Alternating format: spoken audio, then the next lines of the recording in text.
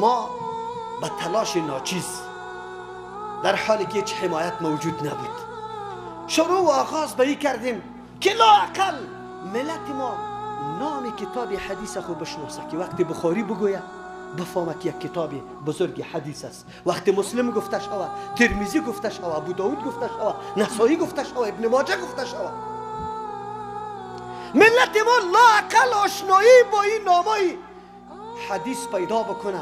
ذخیره بزرگ تشریع و قانون اسلام، ذخیره بزرگ تفسیر قرآن، ملت آشنایی پیدا بکنه.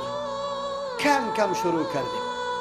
نه توان مالی بزرگ داشتیم که یک مرکز قوی پهنتون بزرگ بسازیم که واقعا در اونجا خدمت قرآن و حدیث شود. تا الحال بر ما میسر نشده، امیدش داریم ان شاء الله. ما صرف به خاطر ازی که ملت از عقیده شناسی دور شده، در مدارس عقیده نیست. پدر و بابای ما مسلمان تیر شده، 70 سال تیر کرده، وقتی کلمه ایمانه برش میگه ایمان چی مفهوم داره به الله قسم نمیفهمه که ایمان چی. اسلامت سوال میکنی نمیفهمه. ما گفتیم تو باش که ملت یک کم کم آشنایی با عقیده پیدا کنه. شما ثمره و درک حدیثه بری از خواهرها سوال بکنی. ما سخت گله دارم، از دوستای علمای خود گله دارم. 3 هفته میشه مسجد بند است.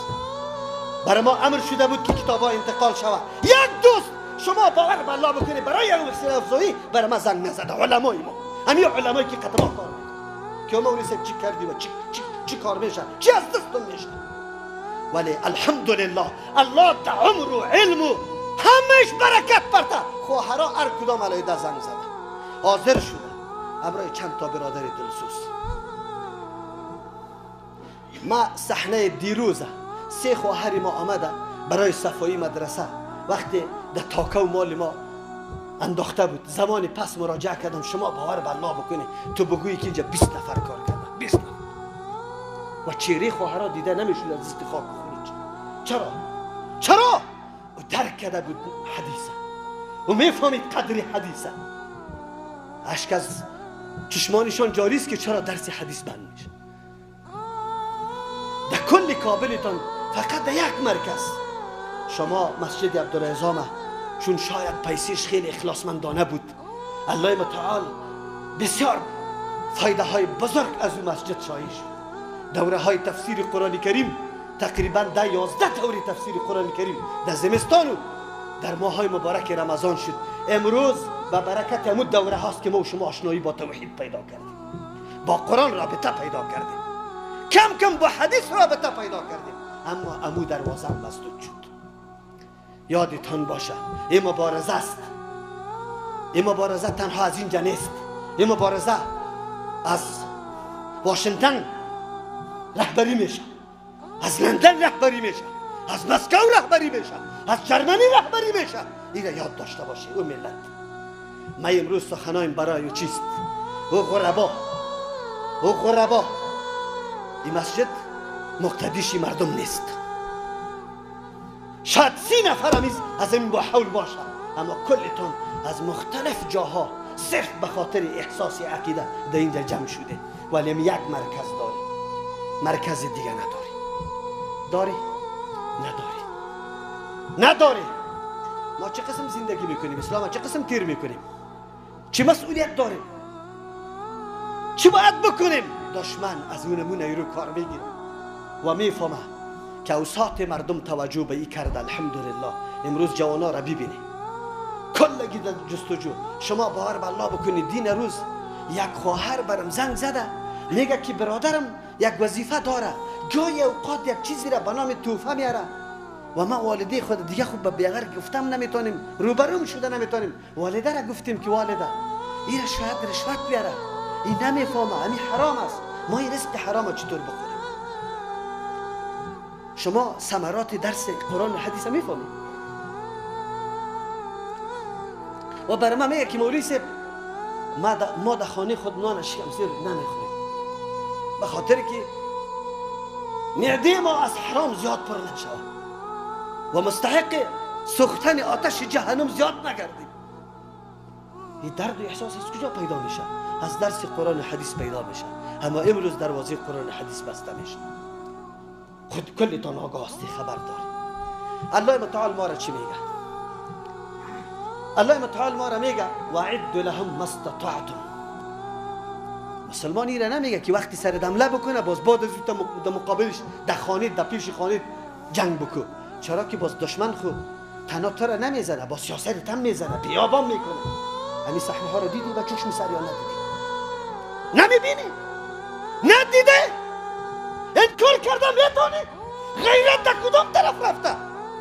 به خاطر از اینکه ما اعداد نداشتیم، آمادگی نداشتیم. کمونیسم سیلواری آمد. کسی نبود در مقابل کمونیسم دلیل بگوید، مسئله دین بیان کنه. کل مرکز تعلیمی با همتونیتان محاصره نکرد. مردم مسلمان در مقابل امو کمونیستا مقاومت کرده. میتونست به صاحب همتون شاید اینجا امو مردم باشه که دمو وقت در پهنتون بوده. چرا؟ مسلمانی غافل، مسلمانی خوابالود، مسلمانی که فقط تسبیح 100 دانه‌ای را تک تک انداخت. کل اسلام ادا چی کرده بود؟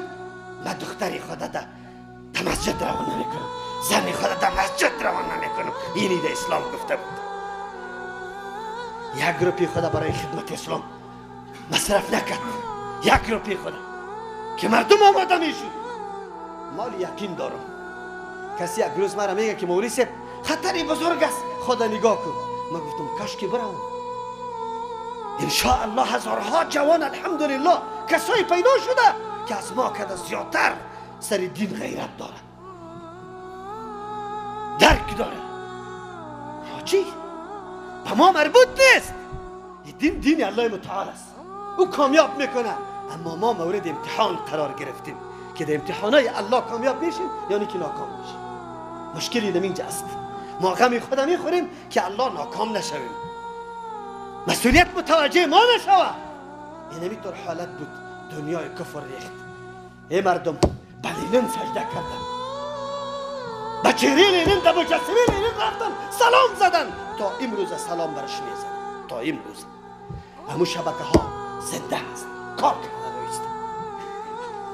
از یک غم ما فراغت حاصل نکرده بودیم، دل ما با جمع نشده بود که دنیای کفر دیگه چهره منافقانه در زیر پلال آب که پای بمانی تا اینجا غرق میشی یا ظهور کرد. تو خبر داری مسلمان که امروز تو از کجا شکار میشی؟ تو را به الله قسم اینترنت که ارزان برات میشه. جوانای چی را سعی کرده رایست؟ از اینترنت چی را فایده گرفته رایست؟ بجز از تعداد خیلی کم که از روی فیسبوک، از روی دیگه تبلیغات یا نشریات یا یک چیزی مناظره و بحث داره. در غیر از او من از شما سوال میکنم، در 100% چند فیصد جوان مصلح، عقیدتمند، دردمند بالای دین است؟ چند فیصد؟ شما بگوی برای من، همین فتوا را شما بدید. چند فیصد در این وطنتان داره؟ اول از اولاد خود ببین. در اولاد چند اولاد داری؟ 6 7 اولاد داری؟ چند بچه واقعا مسلمانی واقعی است؟ از اولادت میشناسی که چقدر جوان فاسد است و چقدر جوان صالح است. امی قدر مردم و اینمی امکانات قد شست در کدام طرف روان است. یا من مبارزه عادی نیست. کسی که مبارزه را منحصر با یک تک تکی تفنگ میکنه، او شعور نداره، او درد نداره، او اسلام نشناخته، او مبارزه کفر نشناخته. با الله قسم اگر این سنگر خطرناکتر نبود از او سنگر کرده. الله اکبر. این موضوع را که شناخته بود شیخ الاسلام ابن تیمیه رحمه الله که سنگر علم کدام است. قرآن هم برای ما میگه فلولا نفر من کل فرقه منهم طائفه لیتفقهوا فی الدین ولینذروا قومهم اذا رجعوا الیهم لعلهم یحذرون. قرآن کریم الله متعال با جهاد مصالحانه تعلیم علم دین مساوی میدانه. الله میگه کلتون به سنگر نروی، یک جماعت برای تحصیل علم بره. مرا که مجاهد جور میکنه، فکر جهاد پیدا میکنه، مرا که شایق به جنت میسازه، مرا که غیرت و همت میبخشه. کی میبخشه؟ اسلام میبخشه. اسلام از کی تعلیم میشه؟ اسلام کی تعلیم؟ تو که امروز سنگر ترجیح بالای بستر ناز و خواب دادی توسط کی بوده؟ از او خاطر ما نیاز به مراکز داریم، به مراکز اعداد داریم. قرآن برای ما گفته قبل از قبل و اعدوا لهم ما استطعتم، آمادگی بگیره در مقابل دشمن و کفارتان به اندازه توانتان. خیر است پوهنتونای زیاد نداریم، خیر است اسلحه زیاد اختراع نکردیم نداریم در دسترس، به اندازه توان. تو مؤمن به اندازه توانت اقدام بکن، باز نصرت الله را میبین. آیا قوت مادی و ظاهری رسول الله و صحابه با دشمنان در طول تاریخ برابر بود؟ امکاناتی که در دست دشمن بود آیا صحابه و پیغمبر داشت؟ زمانی که آغاز جنگ رسول الله میکنه، اولین معرکه جنگ معرکه بدر است، 313 تن صحابی است، 1000 نفر فوج مجهز با بسیار جوش آمدگی، با غرور آمدگی. او کافر است، اما وقتی مقابله شروع میشه الله چطور نصرت میده.